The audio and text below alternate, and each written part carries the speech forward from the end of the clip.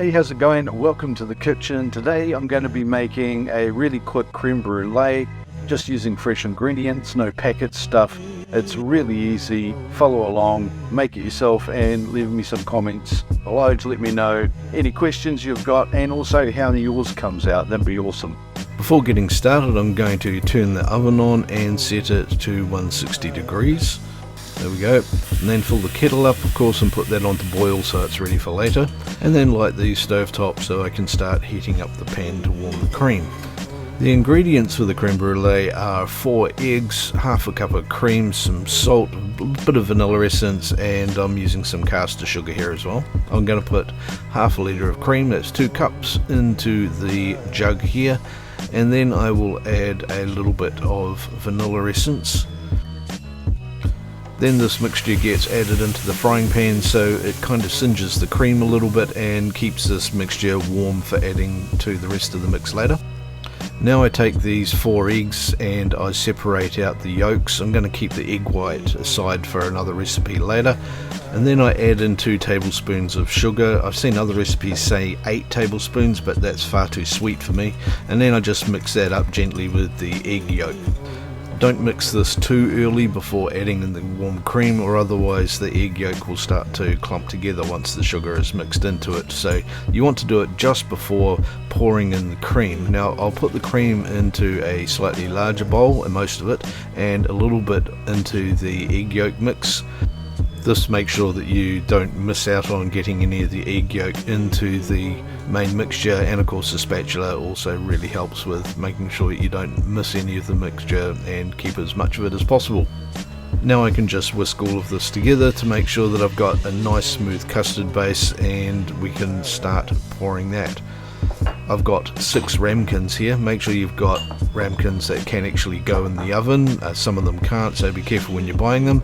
And then just evenly pour this mixture into the 6 ramkins. Take your time and get it into each of them evenly. There should be exactly the right amount of mix to go into 6 of these. And then you want to transfer them into a large metal roasting dish or something similar to that, like the one I've got here. Once all 6 are in the roasting dish, you can transfer the dish into the oven, which should be at the target 160 degrees by now. And then what we can do is take the boiled kettle and start filling up the tray around the ramkins until you get it about 2/3 up the side of the ramkins themselves. This will keep the custard at a good temperature while it's cooking and make sure that the whole thing doesn't dry out and burn too much. Now we just slide it into the oven and let it cook at 160 degrees for 40 minutes, and after that 40 minutes it should look a bit like this, just slightly singed on the top, but the water will have stopped the custard underneath from burning.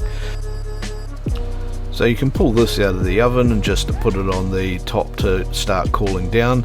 Test it with the flat end of a spoon or something similar, and you can see that it's quite nice and bouncy and a bit rubbery. It'll set a bit more as it starts cooling, but we'll give that 15 minutes and then we can start transferring them off to a chopping board or some other cooling surface like I've got here.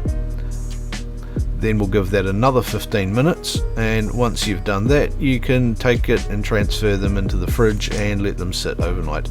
In the morning just put a couple of teaspoons of sugar on each one and then use a blowtorch to melt the sugar down. This gives it that nice crunchy glaze on the top that we're all familiar with creme brulee. This is the bruleeing bit.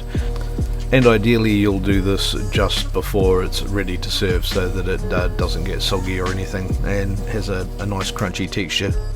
So there you go, I told you to be quick and easy, and really nice creme brulee made with fresh ingredients. It's in your fridge now, so you just need to wait overnight and it'll be perfect. It'll keep in the fridge for up to 4 days. If you've got any comments or questions, as I said before, put them in the comment section down below.